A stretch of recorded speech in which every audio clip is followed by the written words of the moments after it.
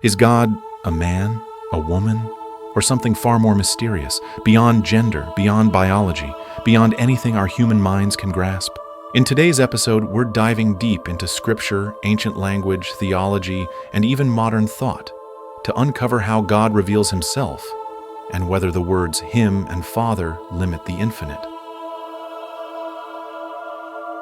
From the opening pages of scripture, God reveals himself using deeply masculine imagery, not as a man, but through traits and titles that ancient minds would have associated with male roles: warrior, king, father, shepherd, husband. These weren't just poetic flourishes. In the ancient world, each of these roles carried real weight: protection, provision, leadership, and sacrifice. Take Exodus 15:3, where it declares, "The Lord is a warrior, the Lord is his name." This isn't just flowery language. The Israelites had just escaped slavery in Egypt, and their survival depended on divine intervention against Pharaoh's army. God fought for them, not with a sword or shield, but through raw power, plagues, parted seas, and collapsed waters. This image of God as a defender, as someone who steps in to protect his people, echoes through the Old Testament like a battle cry. Then there's the imagery of God as king, the sovereign ruler over all creation.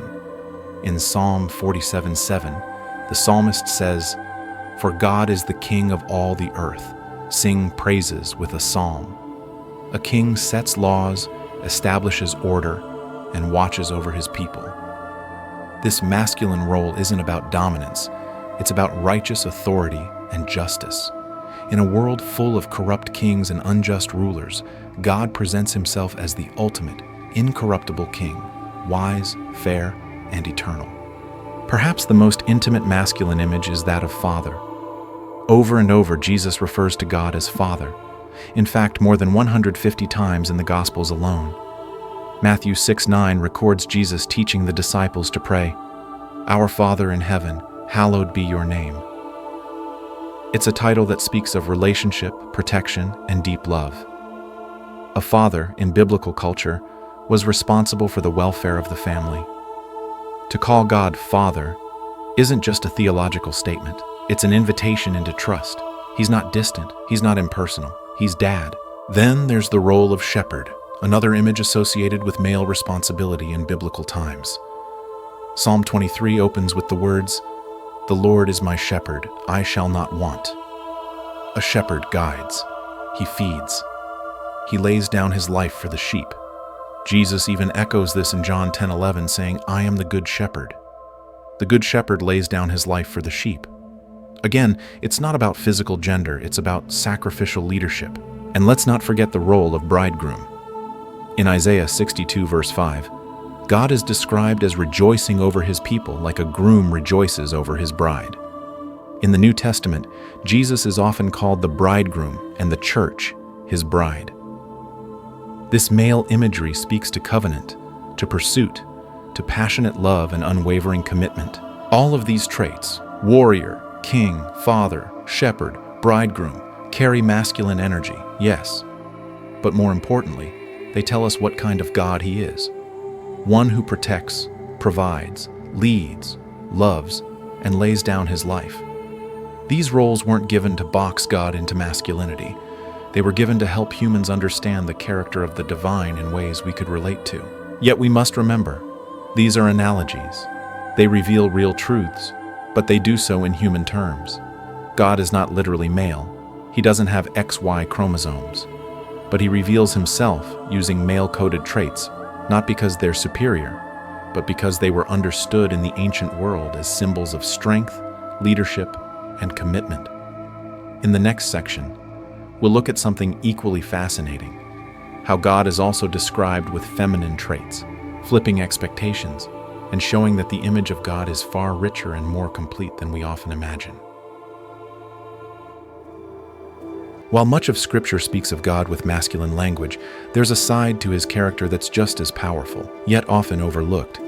It's the feminine dimension of God's nature: nurturing, comforting, sustaining, birthing life, and fiercely protecting it. One of the clearest feminine expressions of God's love appears in Isaiah 66:13.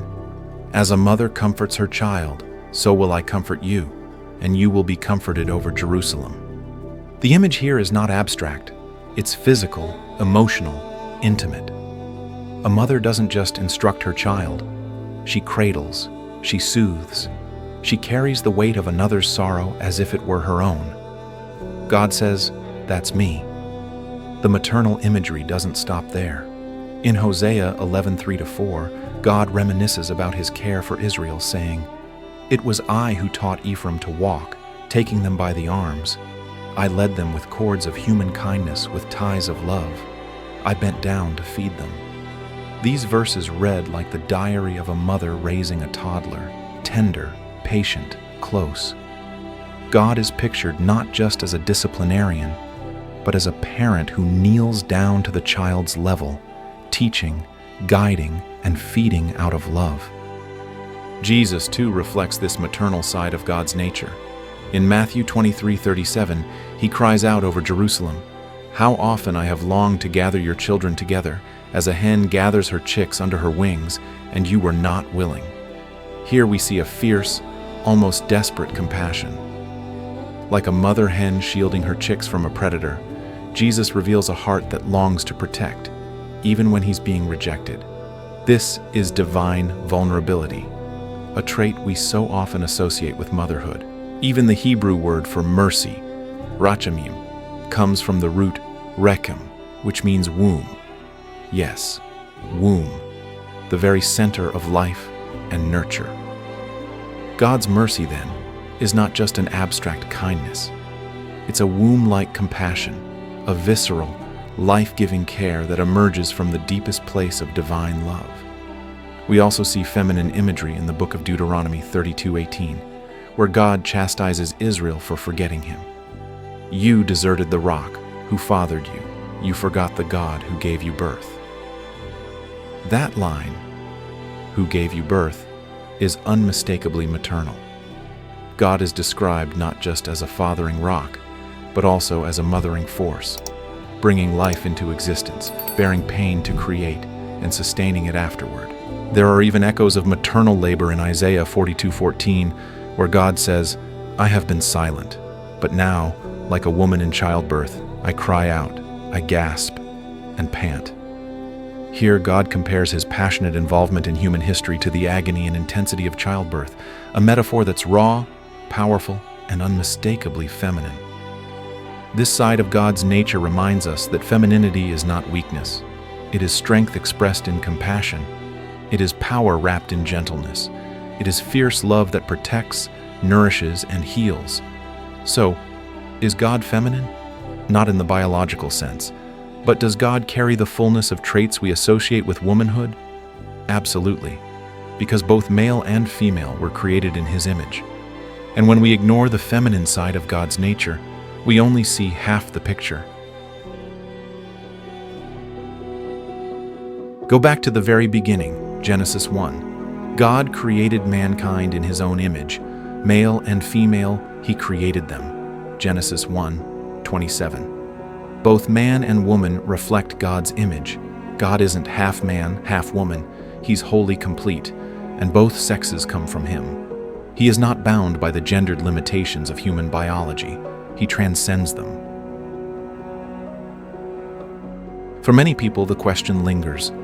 If God isn't male or female in a human sense, then why do we keep calling him he? Why use words like Father, King, and Lord at all? The answer lies not just in theology, but in language itself. From the very beginning, humans have tried to grasp the infinite using the only tools we have, words. But human language, as rich and powerful as it is, comes with limits. It was created to describe physical things, people, places, emotions, and actions, not to fully capture the mystery of the divine. In Hebrew, the original language of much of the Old Testament, the word for God, Elohim, is grammatically masculine. But that doesn't mean God is male. It means the language itself was structured in a way where masculine nouns were often the default. In fact, in many ancient cultures, masculine forms were used not to describe biological sex, but to signify generality, authority, or formality. And when Jesus came, he referred to God as Abba, an Aramaic word that means Father, but in the warmest, most intimate sense. It doesn't just mean dad, it means my dad, close, loving, trusted.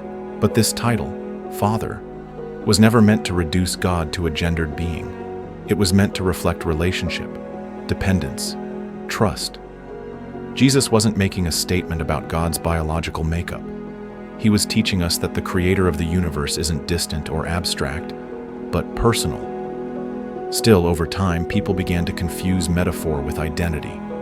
We took the pronouns and poetic language meant to help us relate to God, and we turned them into rigid definitions. We started to believe that calling God He meant He was male in the same way we are, that if God is Father, He must also be not Mother. But that's not what Scripture teaches. In truth, the Bible uses dozens of metaphors to describe God: shepherd, potter, rock, fire, light, wind. None of these are literal, and yet each reveals something essential. When we say God is light, we don't mean He glows like a light bulb. We mean He is pure, illuminating, exposing darkness. It's figurative truth, not physical fact. The same is true for calling God He. It's a linguistic convention, not a biological claim. And for ancient people, especially in patriarchal cultures, masculine terms carried the most relational weight. The image of a father conveyed security, provision, discipline, and honor. It helped people understand who God is, not what God looks like.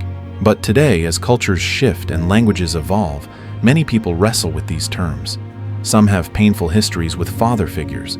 Others feel alienated by exclusively masculine imagery. And so the conversation continues. Can we call God she? Should we say mother? It's a fair question, but one that needs to be approached with both humility and reverence. Scripture gives us permission to explore the depths of God's nature, but not to recreate Him in our own image. We can acknowledge God's maternal traits, celebrate the nurturing love He shows, and reflect on His comfort and compassion. But we must also honor the way He chose to reveal Himself, even if that revelation came wrapped in masculine language.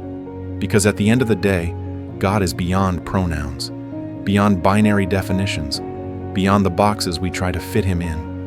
Yet He still speaks to us in words we can understand, because He wants to be known, not just imagined.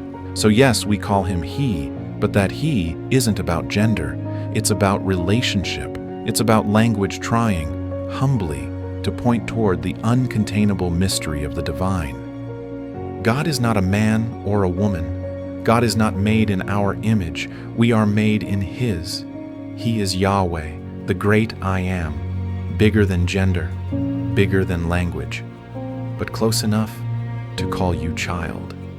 If you found this helpful, subscribe for more faith-deepening videos right here on Signs and Wonders. Drop a comment. How do you relate to God as Father, as Shepherd, as Creator? Let's talk about it below. And as always, stay curious, stay rooted in truth, and keep seeking.